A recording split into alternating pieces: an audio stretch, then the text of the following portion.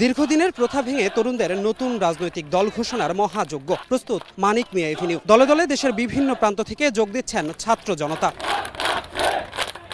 জাতীয় নাগরিক পার্টি নামে নতুন এই দলের আত্মপ্রকাশে জাতীয় সংসদ ভবনের সামনের সড়কে করা হচ্ছে অস্থায়ী মূল মঞ্চ। মঞ্চের সাজসজ্জায় স্থান পেয়েছে আবু সাইদের প্রসারিত হাত আর জুলাই বিপ্লবের প্রতিচ্ছবি। ৩৬ রাজনৈতিক দলসহ ৫১টি দেশের রাষ্ট্রদূত, হাইকমিশনার ও কূটনীতিকদের আমন্ত্রণ জানানো হয়েছে এই আয়োজনে। তাদের জন্যও রাখা হয়েছে বিশেষ ব্যবস্থা। বাংলাদেশের লক্ষাধিক মানুষের সমাগমের মধ্য দিয়ে আমরা বাংলাদেশের নতুন রাজনীতির যেই বন্দোবস্ত এবং যে নতুন রাজনীতির কথা এতদিন বলেছি, তরুণদের মাধ্যমে মানুষের আশা আকাঙ্ক্ষা আজকে পূরণ হতে চলেছে। শহীদ পরিবার এবং আহত পরিবার, সেই সাথে বিভিন্ন রাষ্ট্রের কূটনীতিক এবং বিভিন্ন রাজনৈতিক দলের নেতৃবৃন্দের জন্য আমাদের অলরেডি জায়গা সব সেট আপ হয়ে গেছে এবং নিরাপত্তা দেওয়ার জন্য ডিএমপির সঙ্গে আমরা সবসময় যোগাযোগ রাখতেছি। নতুন দল গণতন্ত্র, মানুষের অধিকার ও সুস্থ ধারার রাজনীতি করবে, পাশে দাঁড়াবে গণমানুষের, করবে গণতন্ত্রের পুনরুদ্ধার, এমন প্রত্যাশা আগতদের। সমাবেশে যোগ দিতে দেশের প্রান্তিক এলাকা থেকে তরুণদের পাশাপাশি এসেছেন প্রবীণরাও। বিগত দিনের রাজনীতির খুঁটিনাটি ভুল এবং তা থেকে উত্তরণে তরুণদের উপর আস্থা তাদের। সারা বাংলাদেশের মানুষ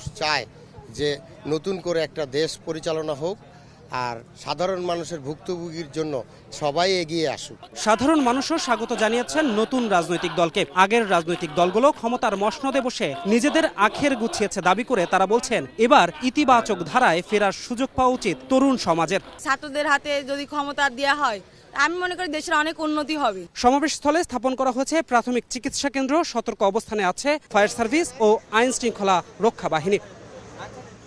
দীর্ঘদিনের বিশৃঙ্খল রাজনীতিতে ত্যক্ত বিরক্ত সাধারণ মানুষ, তাই তারা বলছেন নতুন দলের রাজনীতি হোক বিশৃঙ্খলা মুক্ত, জনগণের কল্যাণের রাজনীতি। ধ্রুব ব্যানার্জি, সময় সংবাদ, ঢাকা।